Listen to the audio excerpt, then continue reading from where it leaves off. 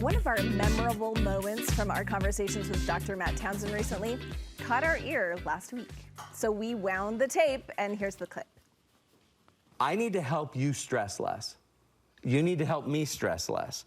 I need to also not be a stressor, and I need to know how to handle your stress, and we both got to get on the same page that almost every fight you'll ever have is a misregulation or a dysregulation of emotion. Almost every time. Studio 5 contributor Dr. Matt Townsend made the claim that your number one role in marriage is to co-regulate your partner's emotions, which sparked today's topic, learning the art of co-regulation. So Matt joins me to explain what that means and why does it matter. Yeah. Welcome back. Thanks, good to be back. Okay, so set this up for me. Think of this. So you see a 5-year-old in a store that's lost, and he's melting down. What do? You act calm so that he will be calm. Yep, you go approach him, you probably get on his level, and you find a way to calm him down. That's co-regulating. You're helping him regulate when he doesn't know how to regulate.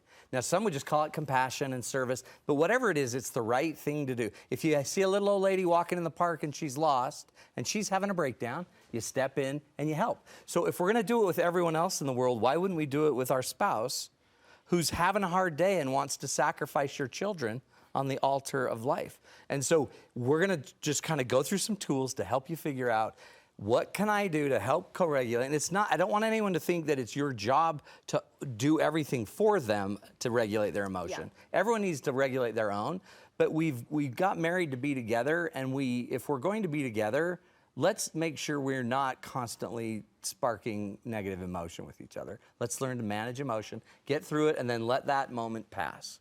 Okay, that's we're going to talk about how we do it. Your first one is that we model the spirit of, we got this. We got this, we got this. No, so when we had our first baby, I did not realize how little I could do, because there's really not a lot I could do in the delivery of a baby thing. And my wife actually, but what she needed was that I was there, that I was saying the right things, like, we got this, you're great, rubbing her back, talking her down, let's just focus on the next thing. So those little things I noticed, it's all I could do, and it helped her feel safer, calmer. We got this. Yeah, can you imagine if you were going, oh my God. This is the worst. Are you watching this? It's horrible. So if we just simply bring to every moment of a co-regulated moment where your spouse is freaking out, somebody's mad at something, what if we could step in and talk about, hey, we got this together. Mm-hmm. This is our life. This is our world. Let me help you manage your anxiety here.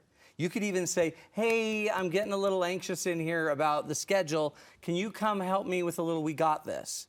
I love that. And then you can invite your partner in, and now we can work on whatever we need to work on together. Okay, that's the next vinyl we're all putting up in our homes. Put it up Got this. Okay, next is maximize your own emotional awareness and regulation. So if you don't know what sets you off, how should your partner know? So go start to figure out what pushes you, what scares you, what works you up, what sets you off, and then talk about it with each other.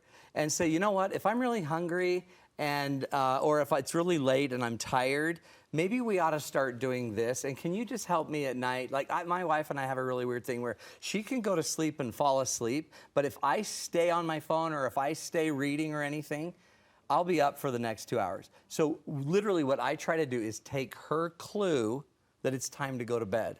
My body doesn't tell me it's time. So I just try to follow her lead. And something as simple as that, understanding that in me, helps her co-regulate with me. Okay, I love that.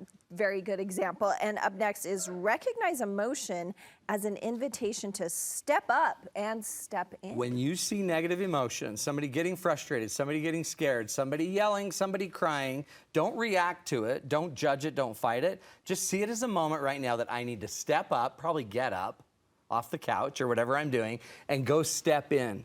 If I could stay in the space with them when they're emotional, generally when we're emotional, you'll see, it drives the fighters apart. But what if we could recognize the emotion as, hey, we got this together, you need me, what's going on? And then what if we could stay in the same space? And the research actually shows if we could stay in the space and regulate and calm down together, we actually can handle anything. Co-regulating and actually managing the over-arousal is the powerful thing that shows you can handle anything in your marriage. Well, what I notice in a lot of relationship, and I think it's a great thing, is it's a balance. Yeah. So sometimes when you're the one freaking out, your right. partner can be calm. Yeah. And then just the And vice versa. opposite, Yeah. which is so nice that you're not both freaking out together. And maybe that is a cognizant thing that each are thinking, like, oh, they're freaking out. It's my turn. There's always one calm strong down. one, right? That's when we tag and we let the other one in. Yes. We just need to know that that needs to happen and how to do it without a fight. Okay. What about listening? Okay, I love this Yeah. phrase. Listen so they'll talk, and talk so they'll listen. We got to say that again. Listen so they'll talk, and talk so they'll listen. So if somebody's stressed, then you really want to listen so they'll keep talking. The benefit of them talking is they vent. And as they're venting, it lowers the emotion. It also gives you more and more information. But if I'm listening to actually interrupt you, to stop to tell my side, you'll notice the emotion actually goes up. So you've got to listen so they keep talking.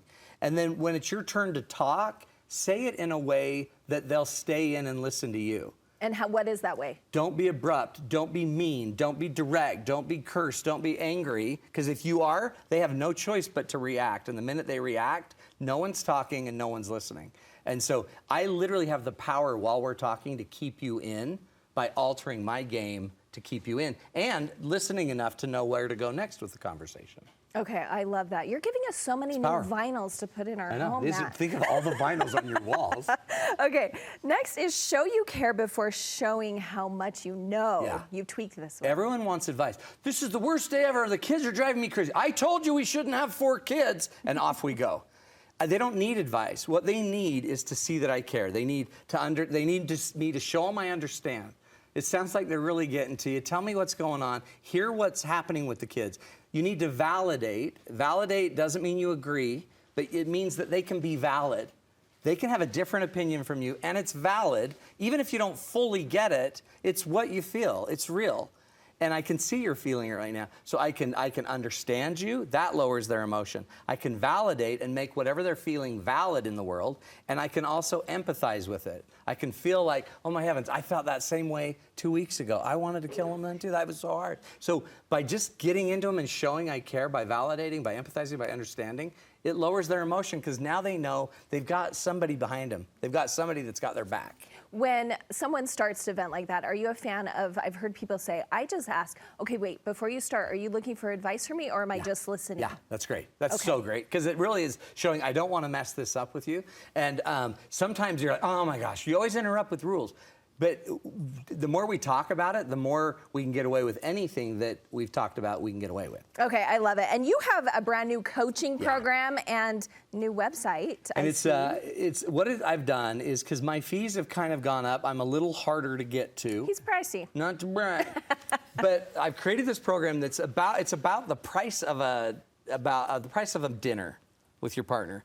But you can get on my website, you get tons of content, and then what you learn, and you have coaching moments where I coach live, and you can come on and bring your issues on, and I will coach you real time on your issues. So it's a way to get coaching regularly, see what everyone else is going through and doing in their lives. You can learn from every other relationship problem, and then get lots of tools for literally what would cost about a dinner a month. I love it. What's the new website? If you go to coachwithmatt.com, and you can always find more at matttownsend.com. Okay, thanks, Matt. Thank you, Amy.